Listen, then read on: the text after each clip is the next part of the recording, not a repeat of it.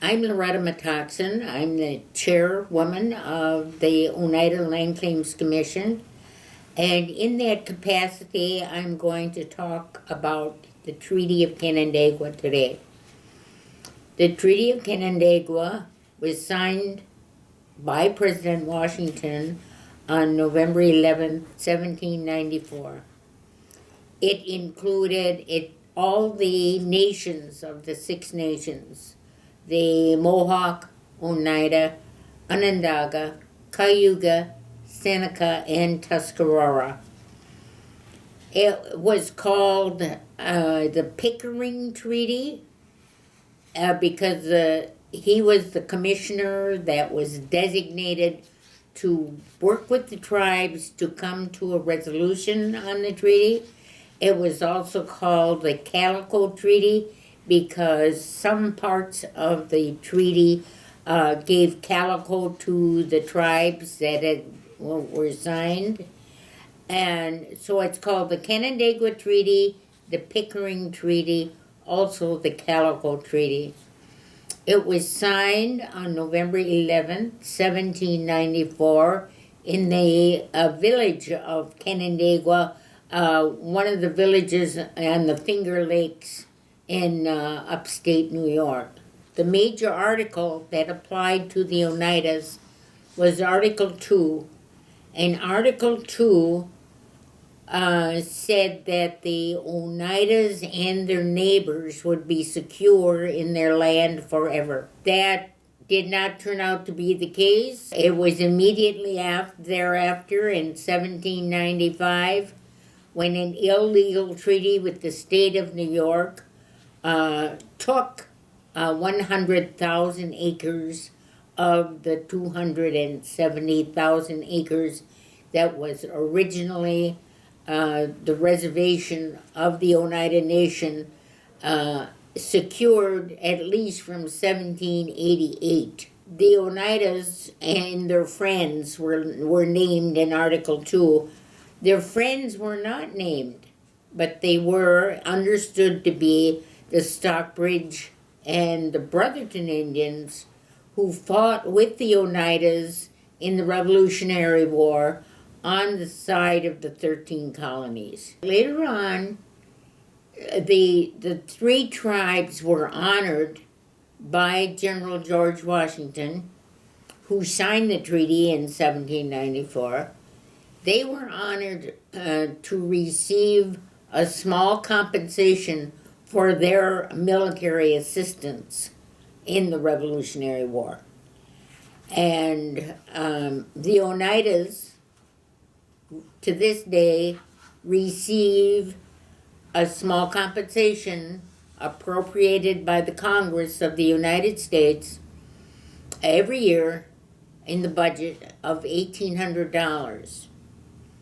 What happens to that $1,800 is that it is added to the body of the compensation that we get, and is with the Department of Interior, and this community, the Oneidas of Wisconsin, have decided to keep it there because of our political relationship with the United States, and so that we will keep it there so that we continue to have that relationship, but we will monitor that account to make sure that it is always received. One of the things that I have advised the trust department and the trust committee of is the amount of that payment for assisting George Washington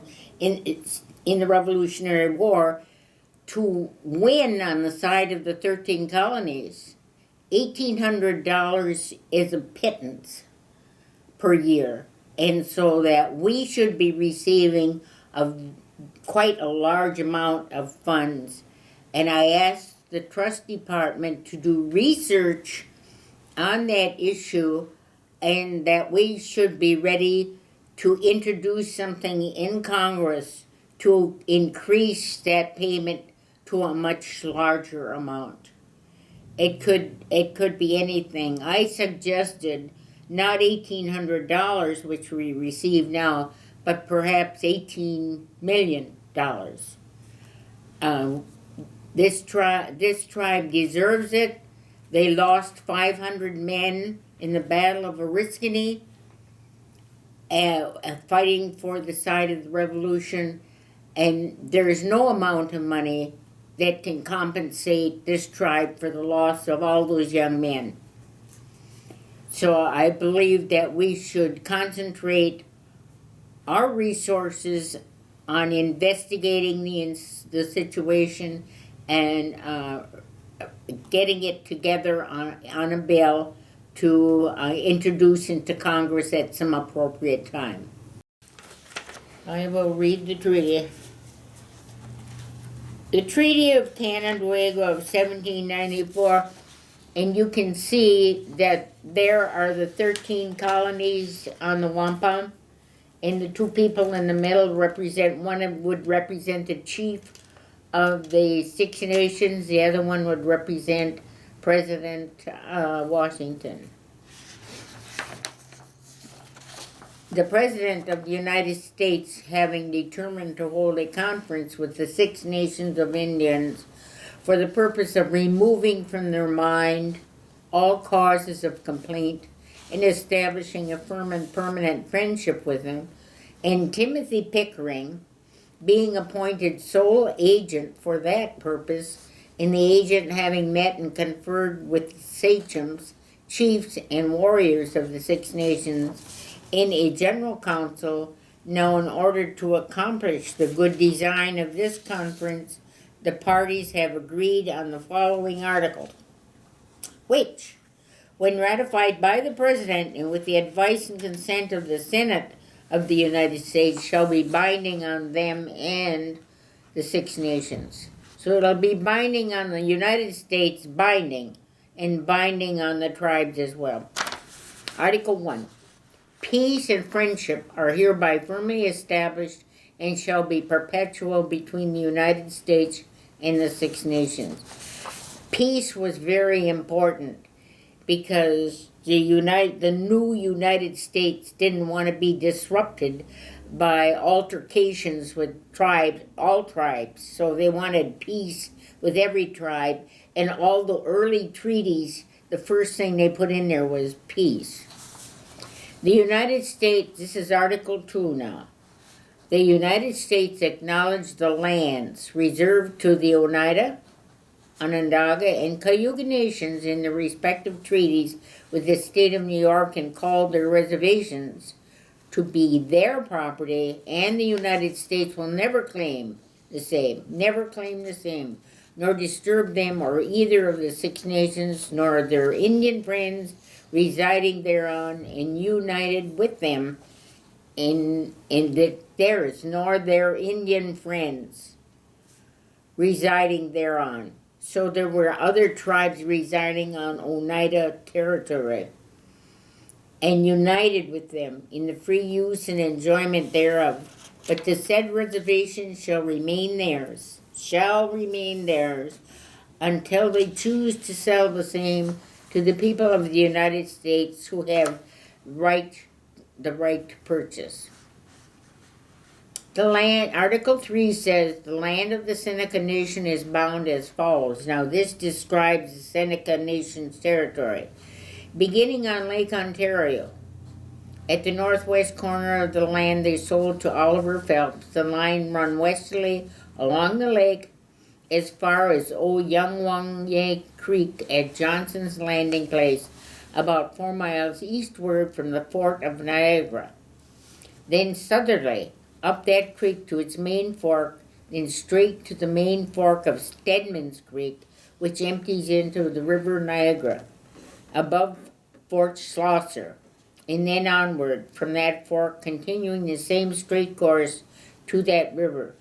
This line from the mouth of Oyungwanye Creek to the River Niagara above Fort Schlosser, being the eastern boundary of a strip of land extending from the same line to Niagara River, which the Seneca Nation ceded to the King of Great Britain at a treaty held about 30 years ago with Sir William Johnson.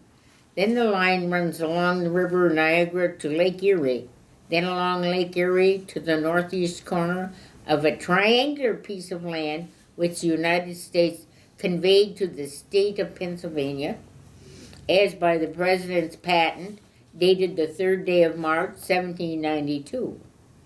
Then due south to the northern boundary of that state, then due east to the southwest corner of the land sold by the Seneca Nation to Oliver Phelps, and then north and northerly along the Phelps line to the place of beginning on Lake Ontario.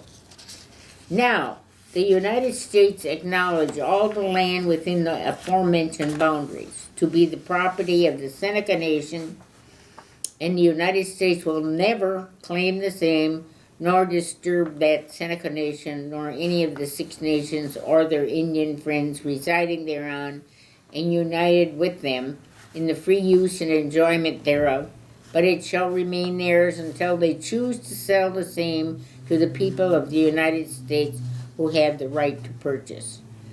Now, a comment here is that they will never, the United States described all this land for the Senecas, and the United States took most of it in 1838 in the Treaty of Buffalo Creek. And so they said they'd never take this land, and of the Senecas, and you can see that didn't hold up either. Article 4 says, the United States having thus described and acknowledged what lands belong to the Oneidas, Onondagas, Cayugas, and Senecas, and engaged never to claim the same, nor disturb them or any of the Six Nations or their Indian friends residing thereon, and united with them in the free use and enjoyment thereof. Now the Six Nations and each of them hereby engage that they will never claim any other lands within the boundaries of the United States, nor ever disturb the people of the United States in the free use and enjoyment thereof. Article 5 says, the Seneca Nation, all others of the Six Nations concurring, cede to the United States the right of making a wagon road from Fort Schlosser to Lake Erie as far south as Buffalo Creek, and the people of the United States shall have the free and undisturbed use of this road for the purposes of traveling and transportation. In the Six Nations, and each of them will forever allow to the people of the United States, a free passage through their lands, and the free use of their harbors and rivers adjoining and within their respective tracts of land, for the passing and securing of vessels and boats, and liberty to land their cargoes when necessary for their safety. And liberty to land their cargoes when necessary for their safety. Article 6 says, in consideration of the peace and friendship hereby established, and of the engagements entered into by the Six Nations, and because the United States desire, with humanity and kindness, to contribute to their comfortable support, and to render the peace and friendship hereby established strong and perpetual, the United States now deliver to the Six Nations and the Indians of the other nations residing among and united with them a quantity of goods of the value of $10,000. And for the same considerations, and with a view to promote the future welfare of the Six Nations and of their Indian friends aforesaid, the United States will add the sum of $3,000 to the $1,500 heretofore allowed them by an article ratified by the President on the 23rd day of April, 1792, making in the whole $4,500, which shall be expended yearly forever in purchasing clothing, domestic animals, implements of husbandry, and other utensils suited to their circumstances, and in compensating useful artificers who shall reside with them or near them and be employed for their benefit. The immediate application of the whole annual allowance now stipulated to be made by the superintendent appointed by the president for the affairs of the Six Nations and their Indian friends aforesaid. That I comment here, that $4,500 is part of what we get now, the $1,800. That is forever, it says here. Article 7. Lest the firm peace and friendship now established shall be interrupted by the misconduct of individuals. The United States and the Six Nations agree that for injuries done by individuals on either side, no private revenge or retaliation shall take place, but instead thereof, complaint shall be made by the party injured to the other, by the Six Nations or any of them, to the President of the United States or the superintendent by him appointed, and by the superintendent or other person appointed by the President to the principal chiefs of the Six Nations or of the nation to which the offender belongs, and such prudent measures shall then be pursued as shall be necessary to preserve our peace and friendship unbroken until the legislature or great council of the United States shall make the equitable provision for the purpose. Note, it is clearly understood by the parties to this treaty that the annuity stipulated in the 6th article is to be applied to the benefit of such of the Six Nations and of their Indian friends united with them as aforesaid, as do or shall reside within the boundaries of the United States, and for the United States do not interfere with nations, for the United States do not interfere with nations, tribes, or families of Indians elsewhere resident. In witness whereof, the said Timothy Pickering and the sachem and war chiefs of the Six Nations have hereunto set their hands and seals done at Canandaigua in the state of New York in the 11th day of November in the year 1794, and that concludes the Treaty of Canandaigua. There is otherwise a list of the Revolutionary War soldiers, such as they are. They did not have a list of all of them, nor did they name all of those 500 warriors who were killed. But they made a list of what they lost. A house, a rock, could have been a rocking chair, could be kettles, could be firearms, could be seed, corn, that they lost during the Revolutionary War. And there is a list, and they were compensated according to the appraisal of those things that they lost after the war. So that concludes the Treaty of Canandaigua. How important is this treaty, even though the Supreme Court isn't recognizing it? This is a very important treaty to our reservation, to the Oneida people. It's the important treaty. The reason we kept that small amount of money every year, $1,800, with the Department of Interior, is so that our political representation with the United States of America would be forever recognized. If we take that money out, the government could say, well, you have no more relationship with us, so you could just as well be terminated. So we don't want to be put in that position, so we kept our money there, and it's still growing every year, and it does acquire interest, return on investment, and it's still there. I think it's somewhere between 200 and 300,000 now accumulated, but the tribe would have to vote on it to decide what to do with it now. We voted on it one time before, in 1976, and it was only 23,000.